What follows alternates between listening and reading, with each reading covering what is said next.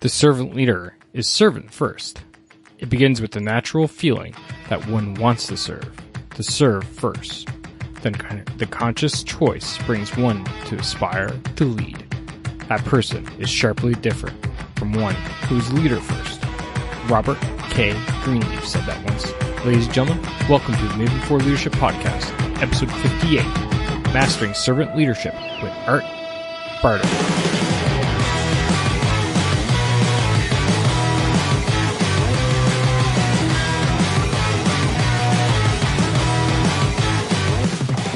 Hey everybody, it's your host and founder of the Moving Forward Leadership Podcast, Scott McCarthy, and welcome all to what I believe is the best leadership podcast out there. What we are here doing and what we're all about is pretty simple, folks. It's all about making you a better leader, and it doesn't matter what you do, because you know what? We all need leadership in our lives, right? And that's what I do. I take my 20-odd years of leadership experience, couple that with some world-class guests like you're going to hear today with Art Barter, and we have some awesome discussions filled with all kinds of practical advice, tips, guidance, and tricks on basically how you can go out and be a better leader today. All right. Before we dive into today's show, I just want to throw out a quick thank you to everybody with their patience. Little off sync recently, and as I wrap up August, I do plan on wrapping up August quasi on time. I will explain what's going on and why I'm a little bit off sync, and unfortunately, it's actually going to get worse, but it's all a good thing. So just bear with me, folks. Keep in mind, this is my side hustle. I do it on my spare time, and that generally is a little bit tight right now. So I just want to throw that out there with today's episode. Thank you for all the listeners, though. You guys are awesome. I love you all. Love you all every day, to thousands of you that listen every week to the Moving Forward Leadership Podcast. It definitely is, warms my heart and makes me, realize why I do what I do. So let's talk about today's topic, shall we? Servant leadership, something near and dear to my heart. I ran into Art's profile on a website and said, hey, I got to have this guy in.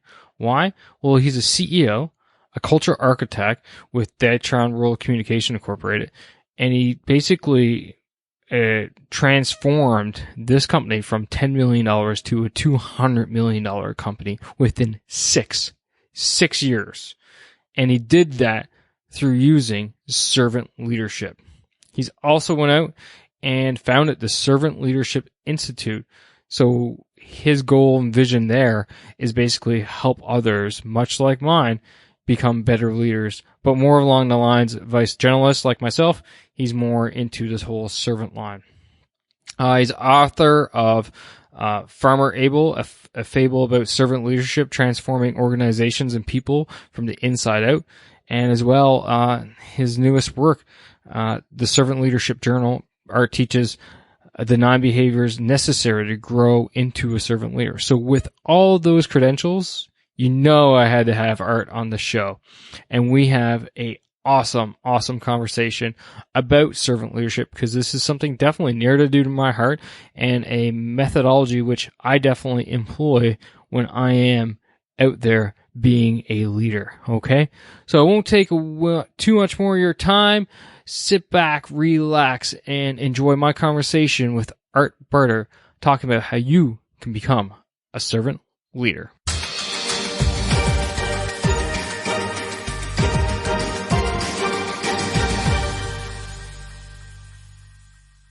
Art, welcome to the Moving Forward Leadership Podcast. Great to have you here. Oh, thank you, Scott. Great to be here. Looking forward to spending some time with you and your audience. Yeah, so thanks for having me on. Absolutely. I've been looking forward to this show for a bit now since we got it scheduled.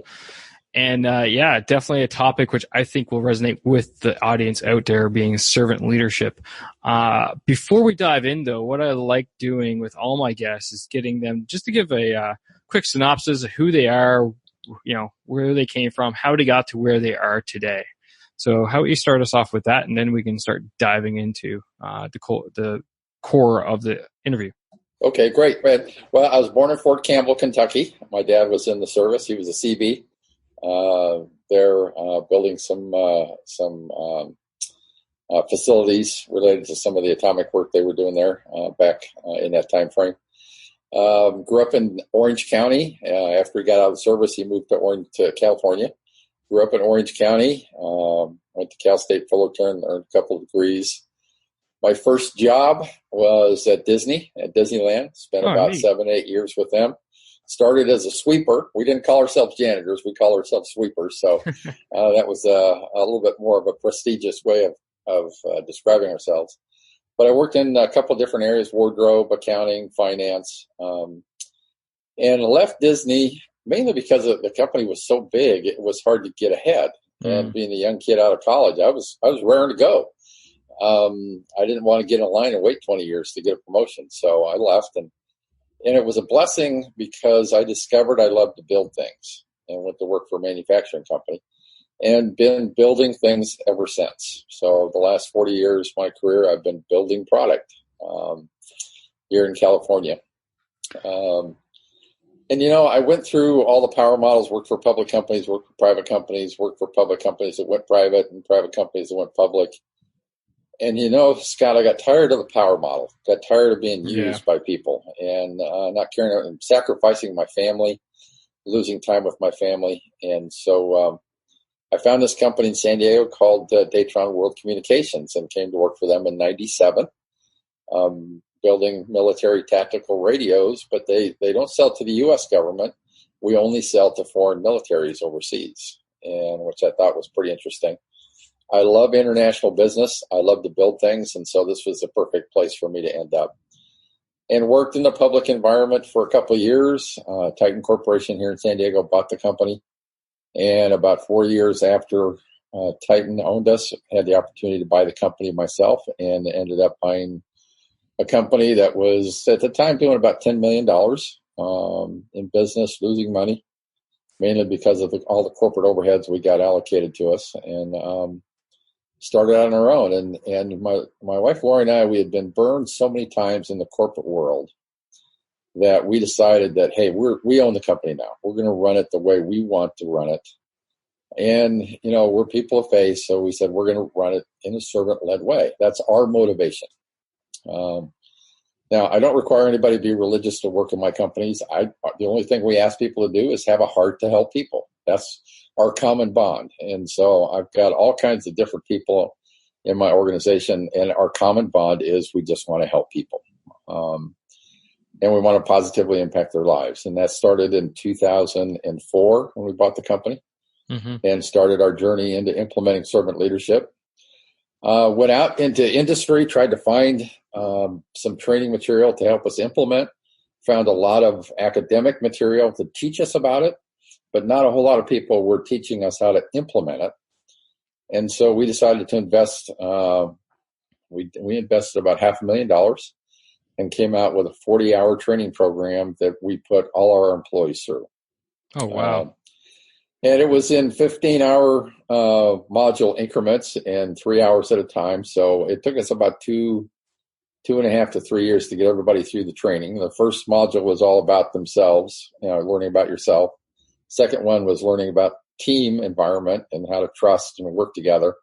And the third module was, okay, how do we go now put this to work?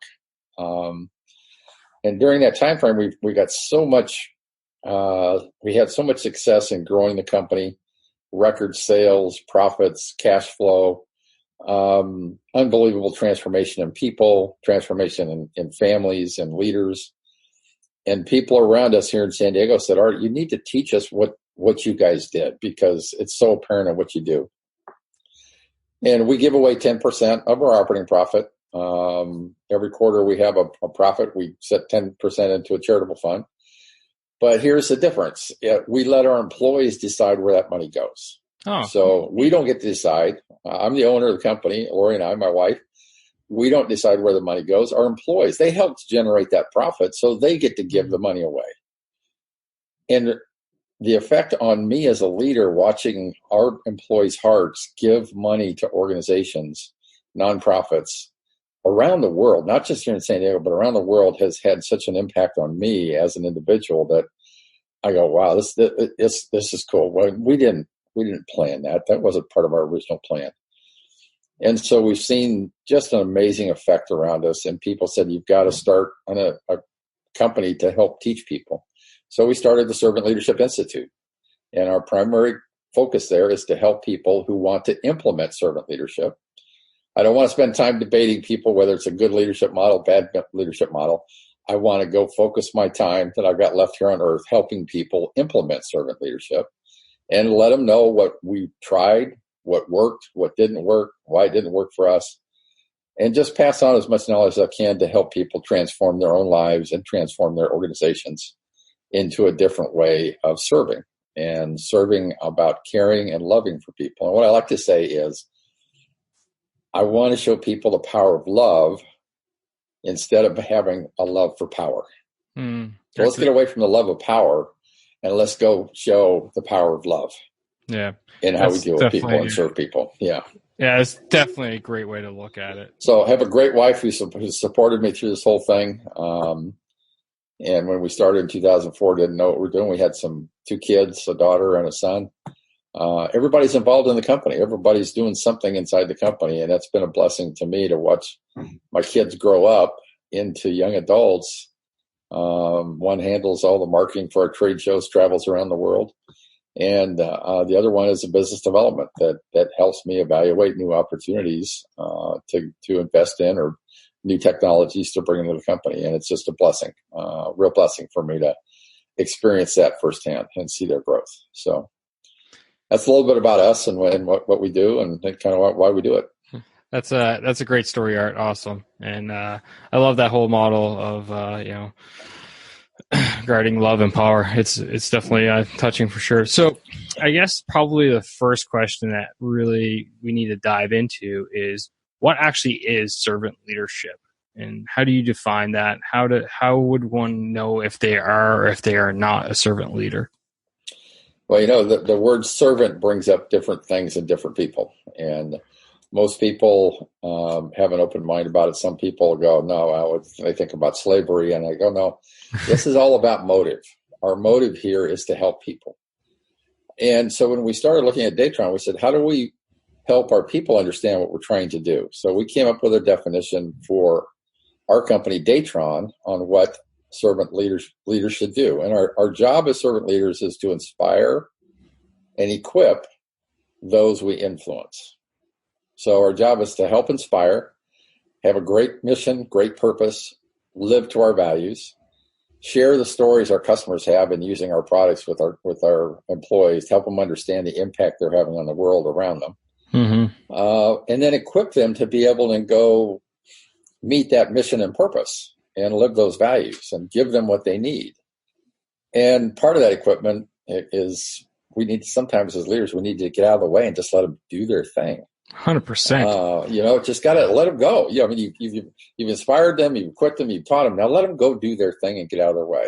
Yep. And then we said those you influence, and we didn't say those that report to you, because we believe everybody is a leader and everybody influences others around them, either through their words, their behaviors, what they don't say, what they don't do, how they do it. They all have influence. And so we believe everybody in our company is a leader because they have influence on other people in their lives. And so our definition within Datron, we inspire and equip those we influence. And our mission and purpose is to be a profitable, self-sustaining. So we have to make money. We don't want to do it through debt.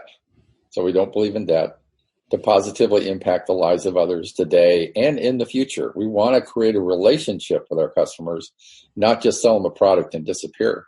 So we look at our customers as a relationship that is for long term. Once you're a Datron customer, you're always a Datron customer. It doesn't matter how much you buy every year. You're a Datron customer. You're part of the Datron family.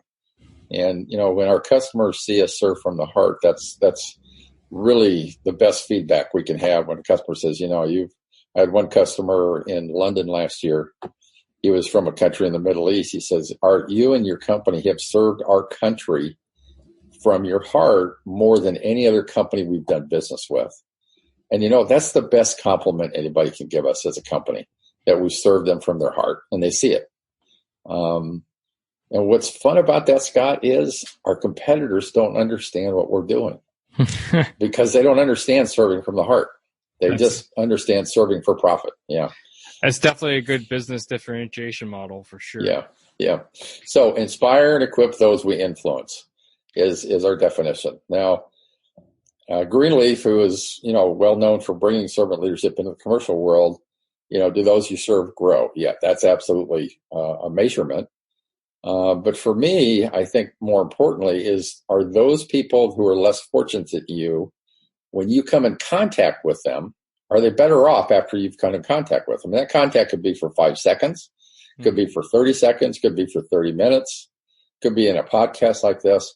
Are people better off? Have you added value to other lives in that moment that you've interacted with them?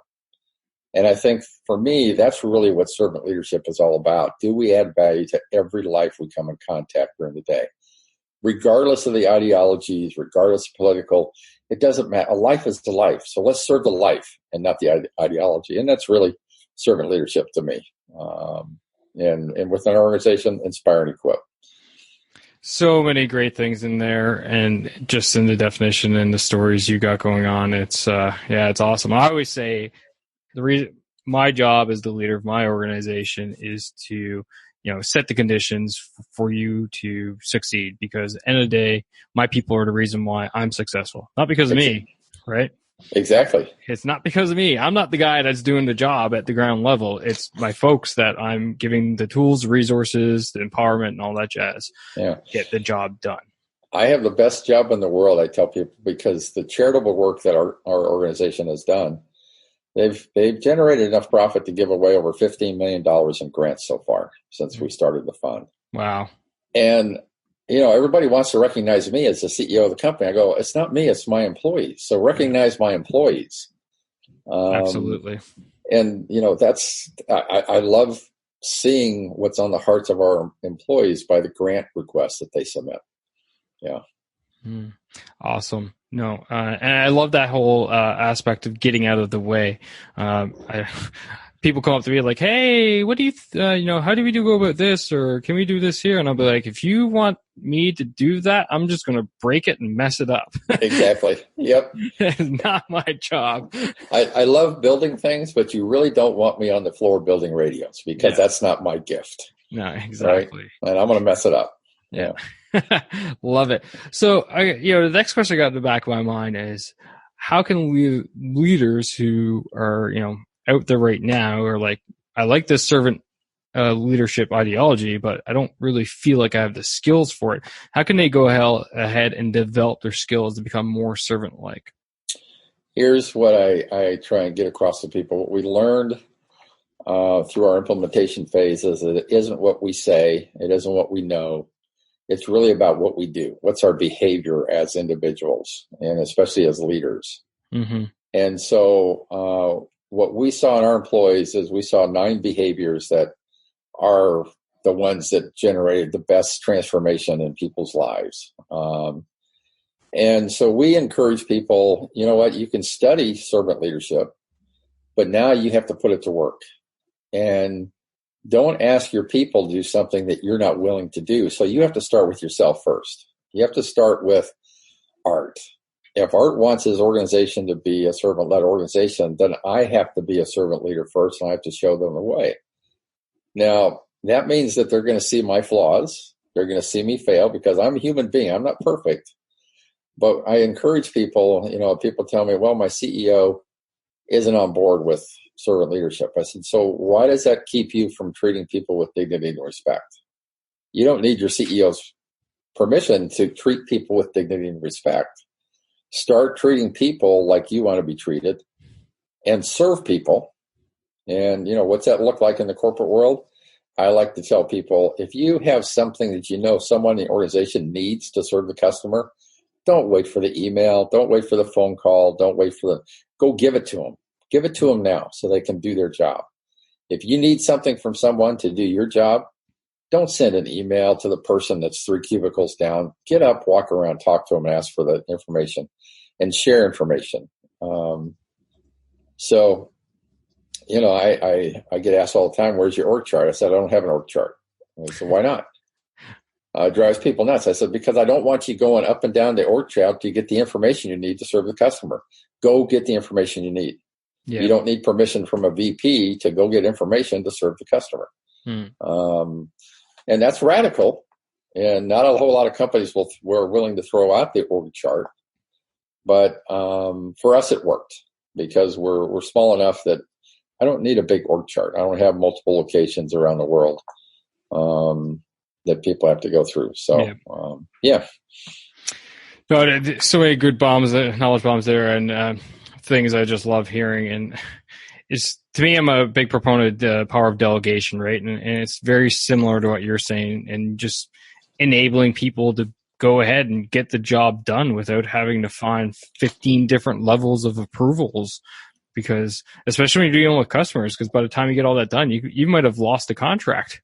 Right, exactly. And you got somebody who's looking for, I love it. My favorite example that I share with my leaders is printers.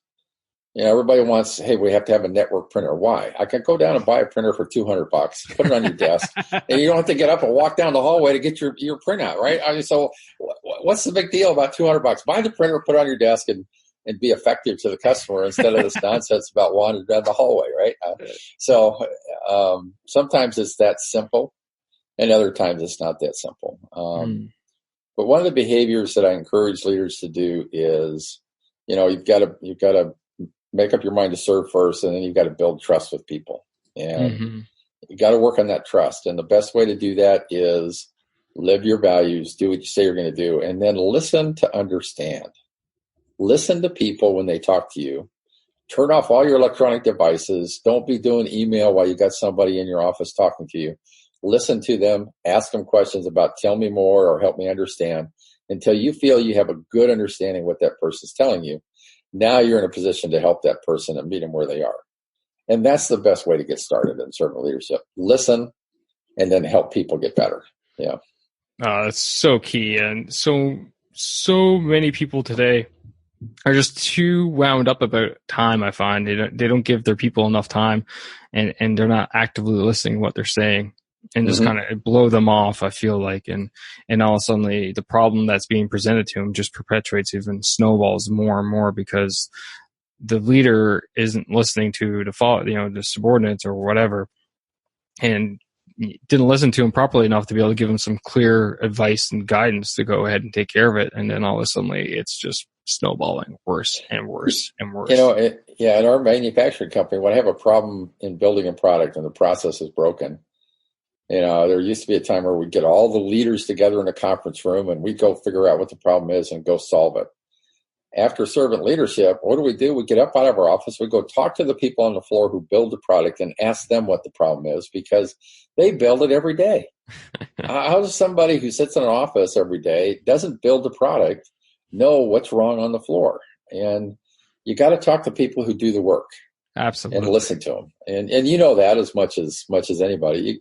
You've got to listen to people who do the work. And then, like you said, get out of their way when they know what to go fix and give them what they need. Yeah. 100%. Can't agree with that anymore. So if I'm a listener out there and I've bought in, I'm like, wow, we need more servant leadership in myself, but more importantly, we need to implement this in my organization. How can leaders go about practically implementing this type of leadership, from the top all the way down to the factory worker? Yeah, we've implemented it from multiple directions within companies. We've got one client who has implemented it in like almost 48 states across the United States. They started in one of their divisions down in Texas, and they got such great results in that division that other people outside that division went, what's going on down there in Texas? Because whatever they're doing, I want to be part of that. And they started the ball rolling internally because they were changing what they were doing. And so you can start with a department, you can start with a small group, you can start with a division, whatever it is. You don't have to start with the whole company if you're large. Now, we've had other clients who want us to start at the top. And what I normally do is I go in and work with that senior team. I'll help them understand, look at their mission, their purpose, their values. And usually what I find is they have servant leadership already embedded in their company. They just don't know it. Yeah. And so I add value through the behaviors and help them change their behavior to live what they've already got on the wall, right? And most of the time it's living what's on the wall. And if you're not living what you say you're going to do, then you're really not being a great leader. And so we've helped in starting with small groups and departments, worked with 5 people, 10 people. I've worked with 30, 40, 50 corporate leaders at a time to help them implement it. Just start where you are. If you're a leader in a department or part of a department, start right there. Mm-hmm. And like I said earlier, you don't need permission from a CEO or your boss to treat people with dignity and respect. And if I could encourage people, the behavior of trusting and listening to people, just treat them with the dignity and respect the way you want to be treated. And guess what happens? All of a sudden you have a relationship now that you can get things done faster than anybody else because you have a great relationship, right? If you and I have a good relationship, we get things done quicker. If we don't trust each other, I'm going to tell you something. You're going to go off and verify it and waste time, come back and argue with me. We're going to get into a debate. And while the customer's waiting for a response, we're debating internally. And like you said earlier, we're going to lose a customer because we don't have a good relationship. So start where you are and build some great relationships with the people you deal with in and day out. And then people will start asking questions. What are you doing differently? And why are you doing this? And be honest with people. Say, hey, listen, I got tired of just getting frustrated. So I'm going to give people what they need. I'm going to help them. I'm going to help people be successful. Hopefully they're going to come back and help me be successful. And that starts the trend. So we started inside organizations. We started at the top. I've seen more success starting from inside the company than at the top, because most of the time, if a CEO is in trouble, they're looking for a magic way to turn profits around in the next 90 to 180 days, you know, and it's all short term, especially if you're a public company. They're looking for the quick fix.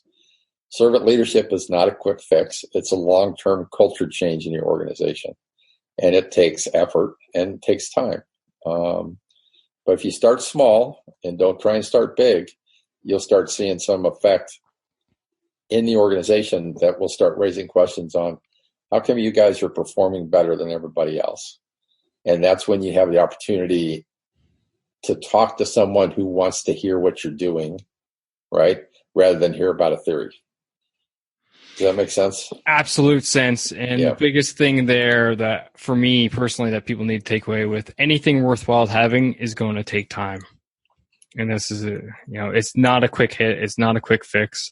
It's about relationships, and relationships take time to build and for people, just like you said, to trust each other.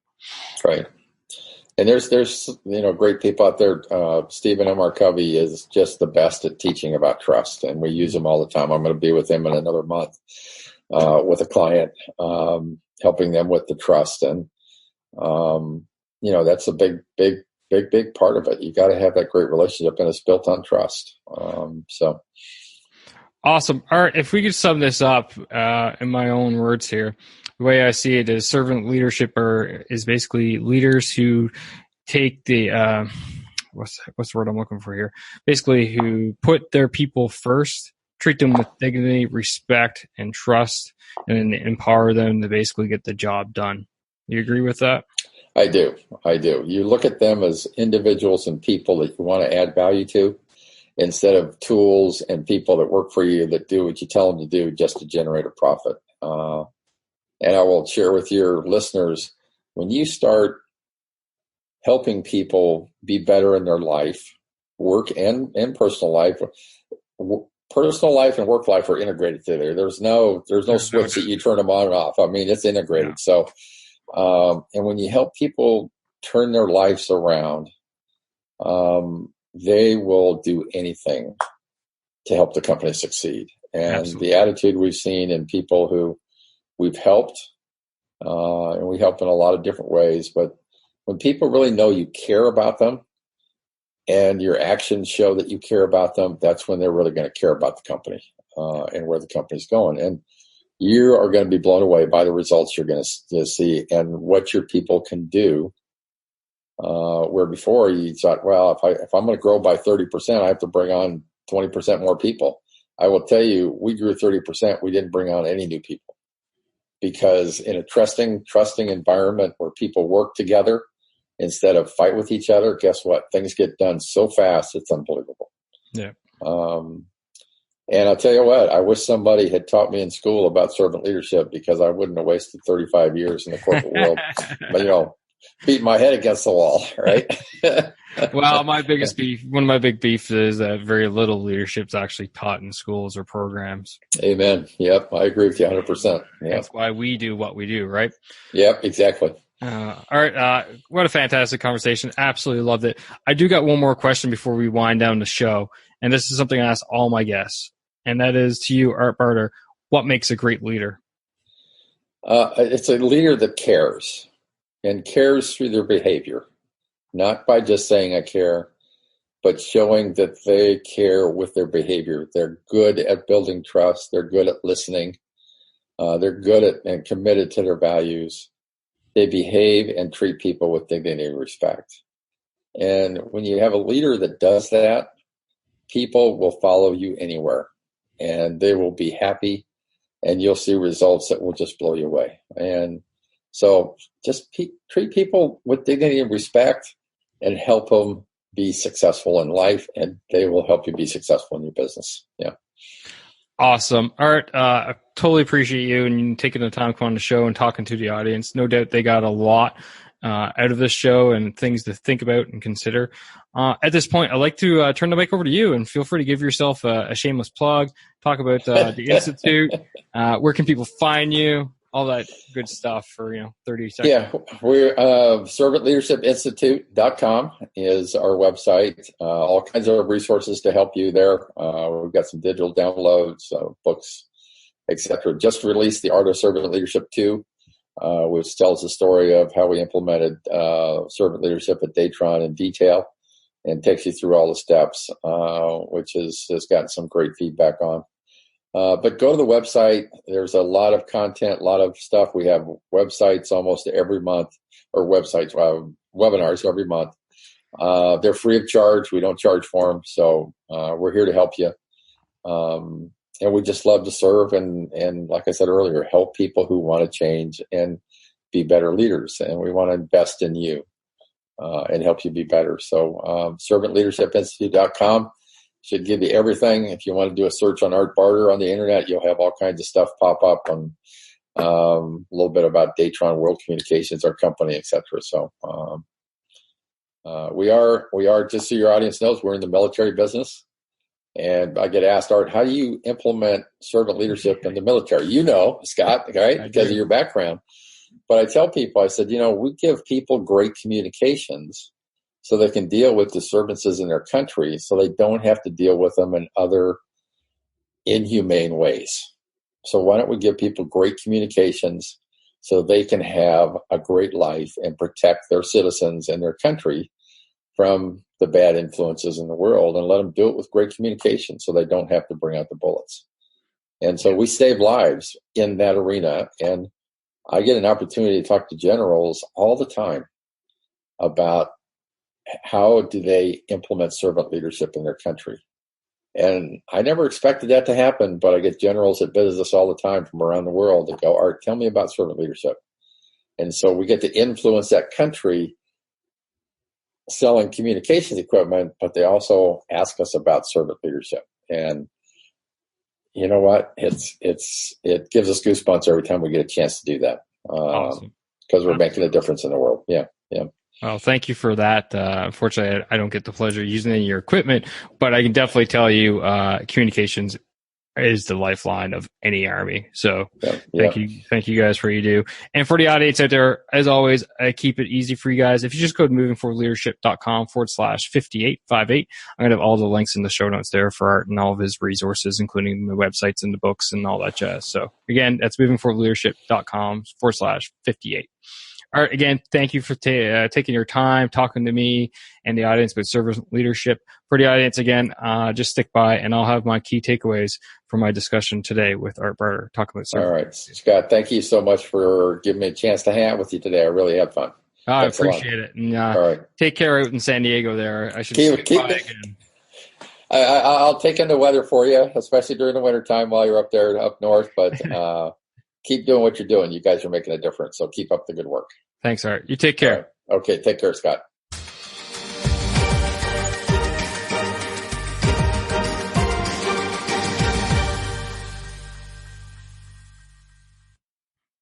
Now, wasn't that a great episode and great interview there with Art, folks? I hope you enjoyed it. I know I did. I had a great chat with him, and we actually had a really good pre-chat and post-interview chat as well. And we definitely see eye to eye on a lot of leadership issues, I'll tell you that much. So just 3 key takeaways quickly for you today after my interview there with Art. And the first one is you got to get out of your people's way. You have them for a reason. They're there for a reason. Yes, you are the leader of the organization, but at the end of the day, they are working on your behalf to achieve tasks which you set out for them to achieve for you, for your organization. So get out of their way. Let them do their jobs and come back to you, okay? Second key takeaway I got for you. We have, as leaders, we have to listen, to understand. Way too many leaders out there immediately just dive in and suddenly start talking when their subordinates show up, especially when it comes to problems. You have to listen to fully understand what the problem is, what the situation is, what's been done, what has been done, why it has been done, etc., etc., etc. Slow down, listen, take it in, understand it, move on. And the final thing I got from my interview with Art today is changed behavior by living what's on the wall. Dignity, respect, and trust. Those 3 things have to be present in any organization for people to thrive, for the organization to thrive. They have to be guaranteed. They have to be there immediately, regardless. They always have to be there. People have to be treated with dignity and respect all the time. And as a leader, you have to trust your people to do their jobs and do them well. Well, folks, that's all I got for you this week with the Moving Forward Leadership Podcast. Again, I hope you're well. I hope you enjoyed this episode. And if you did enjoy this episode, remember, R squared and S squared. Rate and review. Why? So other people can find this podcast out there in the massive sea of podcasts. Okay? It helps them find them, and it helps me help more people. Rate and review. S, share. Share this episode with someone who you think it would benefit. You know, someone who's interested in leadership, someone who wants to embody servant leadership. And then finally, subscribe. Subscribe so you don't miss another episode if you've missed one. And you can do that easily by going to movingforwardleadership.com/subscribe. All right, ladies and gentlemen, that's all I got for you this week. As always, keep pushing, keep trying, keep moving forward. Take care now.